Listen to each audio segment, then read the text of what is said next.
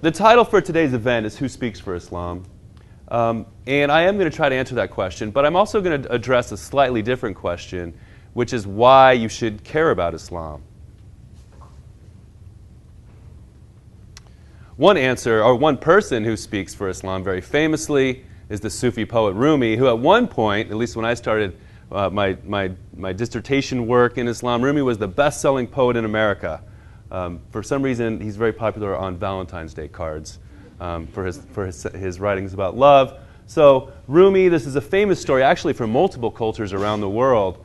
I think he might be talking about truth or about God. There are different interpretations. You can look this up for yourself.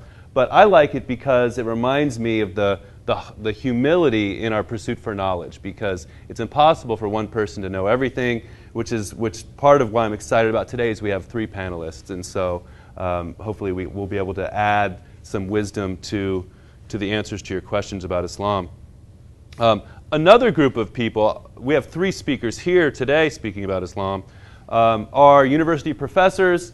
I composed a statement. This is not from the American Academy of Religion officially, but that is the academic society that I belong to, so hopefully some of my colleagues will be able to identify with this. An empathetic and non-judgmental group of historians and sociologists who learn to read classical religious sources in Arabic and who compare various interpretations of leaders and practitioners in multiple countries over time to create new knowledge that helps others. There are 5 things that I've learned. I've been studying Islam for 20 years, 5 things that I wanted to focus on today, which you might know or you might not know. If you already do know these, hopefully I can say something new about them that you haven't heard before. Number 1, Islam is already Western, and Islam is not a monolith. It's as our first speaker pointed out, there are Muslims living in every country in the world, so it's very difficult to stereotype such a large world population. Number 2, Islam can be taken seriously and respected.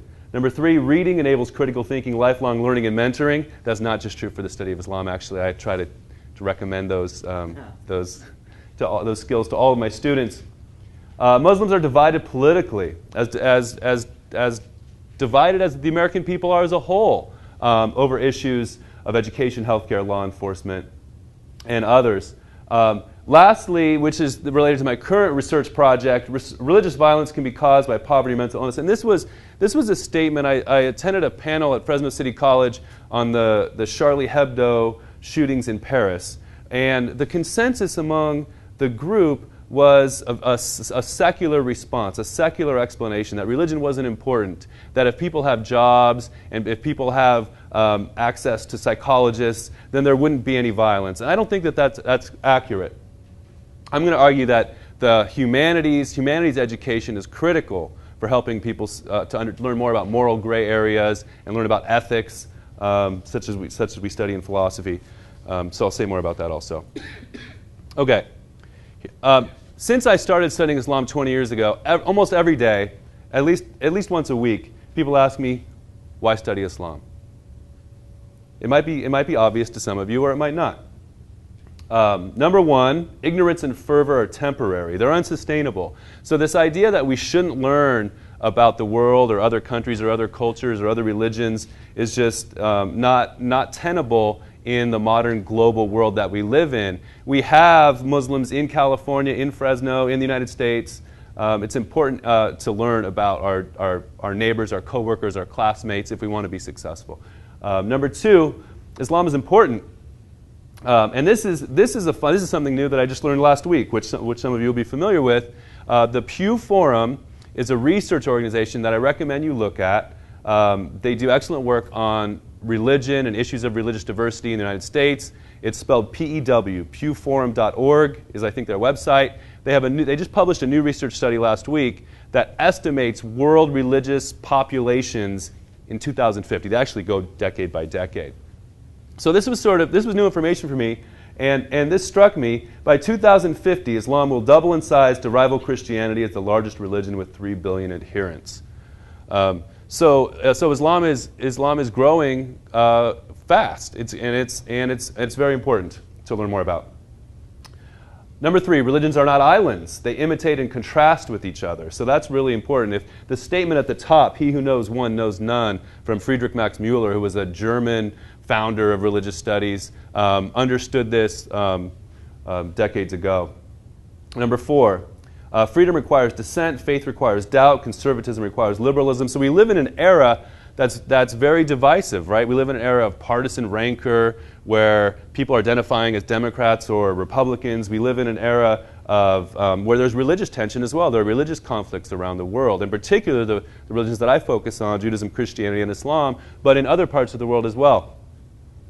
So one thing I want to point out is that it is important for us to have diverse perspectives, and that's one of the things that really pleases me about how Dr. Fiala runs the Ethics Center and the variety of classes that are available to you at Fresno State, for example. Okay, so to the 5 major points, I'm going to go quickly. Number 1, Islam is Western. A major Abrahamic monotheism born with Judaism and Christianity in the ancient Near East, or Eastern Mediterranean, influenced by Zoroastrianism and Greek philosophy. So there's a lot of room for common ground, a lot of room for civil discourse, improved education. Now, there are legitimate fears, right? The 3 that I hear repeated that predominate are there are concerns about the Israel-Palestine conflict, there are concerns about oil and energy, and there are concerns about revolutionary socialism. 3 valid concerns, right, that people are worried about in the world. But these do not have to be apocalyptic. It doesn't mean that the world is going to end this year. So when you think of Islam, what do you think of? When I was a child growing up, has anybody ever watched Disney cartoons or Warner Brothers cartoons? Anybody? I know my students do, yeah? So there are certain, I thought of 3, and I found, pictures which I don't love. But it'll make the point, I think. Magic carpets, right? When you think, did anybody think of, do you still think of magic carpets? Genies? I think Disney made a very popular movie with Robin Williams playing a genie, if I remember correctly. Snake charmers, and belly dancing, right? All 3, So I'm just saying that these are outdated stereotypes. Okay. Islam is diverse, right? It's not a monolith. These are the projections from the Pew Forum. Notice that most Muslims live in Asia and Africa, right? And by the way, that's also going to be true for Christianity, which is a separate topic. These numbers are significant, right? 766 million Muslims in India is going to be the largest Muslim country in the world, which I didn't know before. Sub-Saharan Africa, right, is going to be increasingly important. Indonesia, we know, is currently the largest Muslim country. We have Arab North Africa. I'm calling it the Southern Mediterranean there. Iran, Iraq, Afghanistan. And then I also just, in red here, I put the numbers in the U.S. just for comparison. Significantly, right, 8 million American Muslims. That's a significant community. Not to mention 70 million Muslims in Europe, right? So this issue is not going to become less important. It's not an issue that we can wish away or we can not think about. It's something that we need to engage with and learn more about. So the title for today's panel, Who Speaks for Islam? There is actually a book called Who Speaks for Islam. I brought it with me if you want to look at it after. And so you're curious, right? What do Muslims say about what Islam is? Well, you can actually read the book and learn, which is great. John Esposito, who's an esteemed professor, he was actually the president of the American Academy of Religion.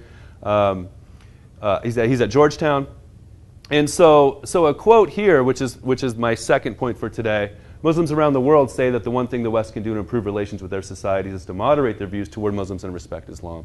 So taking Islam seriously and respecting it as a world religion, I think, is useful and helpful and smart. Number 3, okay, you guys know about this because you're college students, right? How many of you are college students? Okay, good. So you probably hear this in all your classes. I know you hear it, some of my students are here, so they've heard this already this semester. Critical thinking, lifelong learning, and mentoring.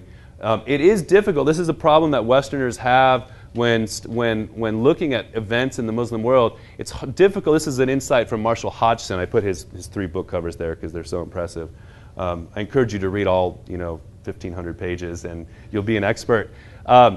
he said it's important to distinguish between politics, culture, and religion. And this is difficult. It's easier when you're talking about what you're familiar with your local culture. Who speaks for Islam? Okay, so the topic for today, it's impossible for one Muslim to speak for 25% of humanity in every world culture, right?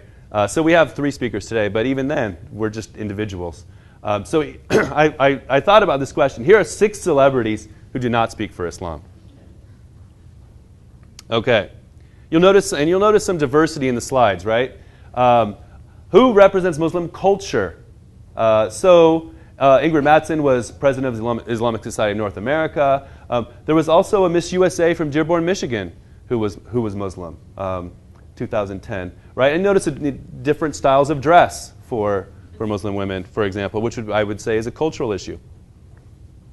Which Muslim alive today best models how to participate in politics? Okay, so here we have on the right Abu Bakr al-Baghdadi, who is the leader of ISIS, the Islamic State in Iraq and Syria. On the left, you have Keith Ellison, congressman from Minnesota, and then I had to add up there. The CIA estimates that there are 30,000 members of ISIS. Of course, that number is contentious. Keith Ellison represents 615,000 citizens in Minnesota. So maybe you've heard about these Muslim leaders already, or maybe you haven't. Who best represents the religion of Islam? Obviously, this is it's so difficult to just choose one person. Maybe the most famous Muslim in the world is Muhammad Ali. And his life's interesting for you to learn more about.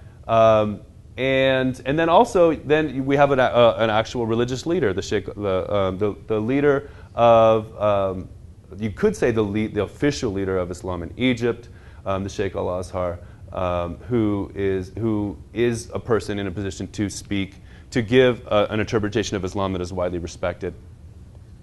Okay. So my current project addresses the modern challenge of pluralism.